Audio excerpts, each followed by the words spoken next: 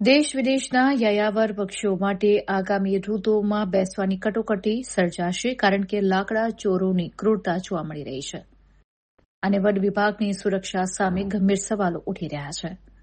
વિશ્વભરમાં જ્યારે 5મી જૂનને વિશ્વ પર્યાવરણ દિવસ તરીકે ઉજવવામાં આવી રહ્યો છે અને કરોડો રૂપિયાના ખર્ચે વૃક્ષારોપણના કાર્યક્રમો થઈ રહ્યા છે, ત્યારે ડભોઈ તાલુકાના પ્રખ્યાત વઢવાણા તળાવ ખાતે પર્યાવરણના લીરે લીરા ઉડ્યા હોવાની ચોંકાવનારી ઘટના સામે આવી છે. કેટલાક અસામાજિક તત્વો અથવા લાકડા ચોરો દ્વારા તળાવની મધ્યમાં આવેલા પક્ષીઓના આશ્રય સ્થાન સમાન 8 જેટલા મોટા અને જૂના વૃક્ષો નિર્દયતાથી કાપી નાખવામાં આવ્યા છે, જેને પગલે સ્થાનિકો અને પર્યાવરણ પ્રેમીઓમાં ભારે આક્રોશ ફાટી નીકળ્યો છે. ડભોઈ તાલુકાનું ઐતિહાસિક વઢવાણા તળાવ એ માત્ર જળાશય નથી, પરંતુ આંતરરાષ્ટ્રીય ખ્યાતિ ધરાવતી રામસર સાઇટ છે, જે દેશ વિદેશથી આવતા હજારો યાયાવર પક્ષીઓ માટેનું એક સુરક્ષિત ઘર છે. સ્થાનિક પર્યાવરણ પ્રેમી ઈશ્વરભાઈ મણીલાલ વસાવાએ આ અંગે દુઃખ વ્યક્ત કરતા જણાવ્યું હતું કે 8 વૃક્ષો પક્ષીઓ માટે આશીર્વાદરૂપ હતા. જ્યારે તળાવ પાણીથી ભરાયેલું હોય છે ત્યારે દેશ વિદેશના પક્ષીઓ આ વૃક્ષો પર જ બેસતા, આરામ કરતા અને માળો બાંધતા હતા. હવે આ વૃક્ષો કપાઈ જતા આગામી ચોમાસા અને શિયાળાની ઋતુમાં અહીં આવનારા હજારો પક્ષીઓ માટે આશરાની મોટી કટોકટી સર્જાશે. તળાવની સુરક્ષા અને દેખરેખ માટે વન વિભાગ અને સ્થાનિક તંત્ર તૈનાત હોવા છતાં તળાવની વચ્ચોવચ્ચ આટલા મોટા વૃક્ષો કપાઈ ગયા અને કોઈને ખબર ન પડી, જે એક દુઃખની વાત છે.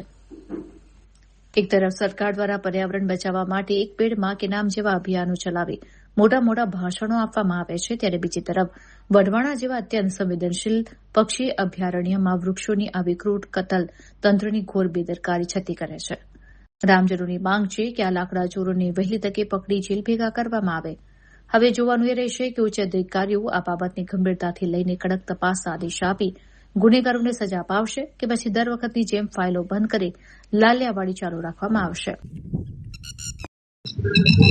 વઢવાણા પક્ષી સરોવર એ પક્ષીઓ માટેનું એક આશ્રય સ્થાન બનતું જાય છે, ત્યારે ગઈકાલે 5 જૂનના દિવસે જે વિશ્વ પર્યાવરણ દિવસ ઉજવવામાં આવે ત્યારે સરકારે અને સરકારના લગતા કેટલાય ખાતાકીય સંસ્થાઓ દ્વારા વૃક્ષારોપણ કરી અને સંસ્કૃતિ પ્રકૃતિની જાળવણી માટે વૃક્ષારોપણના પ્રોગ્રામ કરવામાં આવે છે. ત્યારે વઢવાણા પક્ષી સરોવર ખાતે વૃક્ષોનું સદંતર માટે નિકંદન કરવામાં આવ્યું છે. જે લોકોએ આ વૃક્ષો આપ જોઈ રહ્યા છો તસવીરમાં, વૃક્ષો કાપવામાં આવ્યા છે, એ લોકોને અમારા પ્રકૃતિ પ્રેમી તરફથી એક માંગ છે કે આ લોકોને કડકમાં કડક સજા થવી જોઈએ અને એક વૃક્ષ દીઠ 10 વૃક્ષ વાવવા માટે એમનો દંડ કરવો જોઈએ.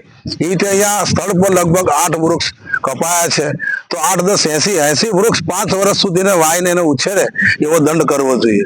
તો આવા પ્રકૃતિ વિરોધી માનસિકતા ધરાવતા લોકોને ખરેખર એમને દંડ મળવો જ જોઈએ, સજા મળવી જ જોઈએ. આ પક્ષી સરોવર એટલે પક્ષીઓ માટે ખરું, પશુઓ માટે, બધા માટે આશ્રય સ્થાન છે અને વૃક્ષો વાવી અને જતન કરવું એ કેટલું કપરું ચઢાણ છે. આજે પ્રકૃતિની અંદર જોવા જઈએ તો કેટલે આપણે ગ્લોબલ વોર્મિંગ ને એના કારણે વાતાવરણ કે ગરમી કે ઉપર નીચે થયા કરે છે, ત્યારે અસહ્ય ગરમીના કારણે પબ્લિક ત્રાહિમામ પોકારી રહી છે. ત્યારે પક્ષીઓનું આ આશ્રય સ્થાન વઢવાણા પક્ષી સરોવર, ત્યાં વૃક્ષો કાપી રહ્યા છે લોકો.